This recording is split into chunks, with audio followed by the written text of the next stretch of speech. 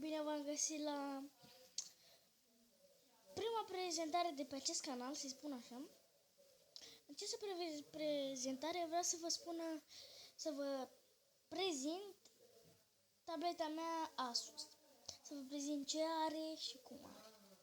Deci, prima dată începem cu aplicațiile instalate. Am Obzen și cam atât, n-am mai multe chestii importante. Acum, hai să dăm aici. Într-un fișier avem Chrome, Gmail, Google, muzică Play, cărți Play, Kiosk Play, jocuri Play, Drive, YouTube și Hotspot-ul. Aici browserul nu avem.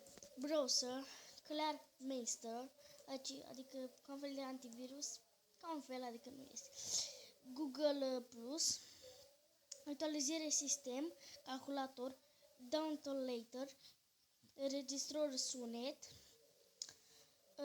antonare rapidă, calendar, Gmail, parcă vi l-am mai zis, Livesweater, Amazon Kindle, camera Asus, expert instalat auto, magazin Play, Asus Support, nu știu ce înseamnă Asus Support, dacă știți să-mi spuneți, Backup Apple, căutare vocală, ceas, Free Games, galerie, margin fișiere, margin pornire automată.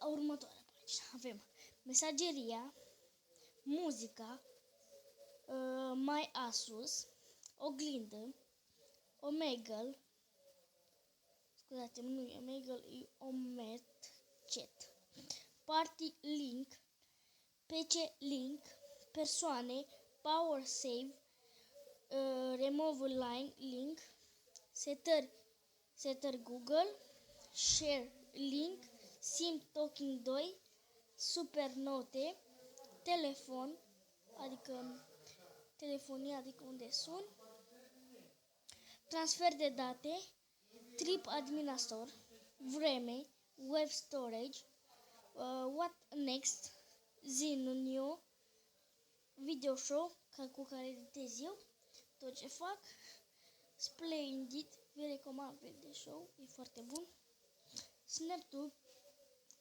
asta nu știu ce e cu el aici, adică mi-a arătat un prieten ce e cu el, dar nu-mi place, adică o să-l deinstalez. Am Obzenul care vi l-am zis și ultima aplicație, Zen Tracker, Hertz, Minimover, fotografii, photokey. Bun, aici nu luăm de la cablu la vegeturi. Știți ce înseamnă? Sper să nu s-audă nimica pe fundal țipătului. De cât a filmat? 3 minute 20, perfect. Cam atât și cu această prezentare. Nu cred că am arătat nimic. Stai că nu v-am zis galeria și calendarul atât. Deci cam atât și cu acest episod. Nu uitați să apăsați butonul de like, subscribe dacă vă place canalul. La revedere!